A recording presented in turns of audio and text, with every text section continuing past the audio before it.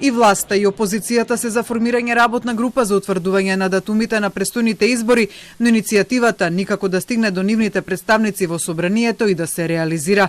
Премиерот Димитар Ковачевски вели дека јавно кажал дека работна група треба да се направи, но дека лидерот на опозицијата Христијан Мицкоски пак со став дека власта бега од работна група за дефинирање на датумите на изборите. Секој понеделник има координација кај претседателот на собранието на кој што присуствуваат сите пратенички групи и таму може да се договорат за динамиката на разговорите кои што би се воделе во таа насока.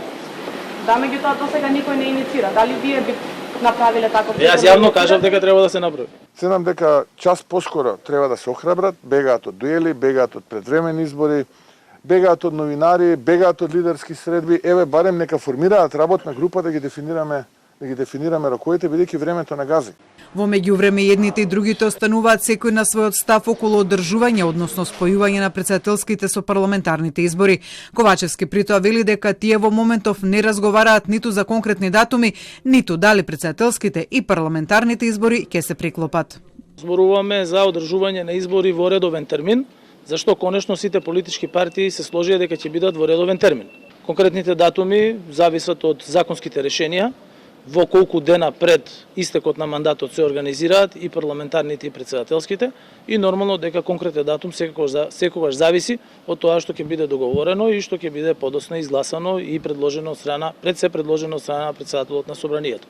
Мицкоски па го употреби зборот глупаво, реферирајќи на опцијата за одржување оделни изборни процеси идната година за само неколку месеци. Тој повика власта на разум и да ги направи двата пара избори на еден трошок за државата. Еве редовни избори, 8 мај, ден, среда, еве им датум, каде што вториот круг на претседателските избори може да биде заедно со парламентарните избори. Има доволно време, 72 часа за жалби, доколку такви постојат, и да се фати рокот на 12 мај да биде инаугуриран новиот претседател.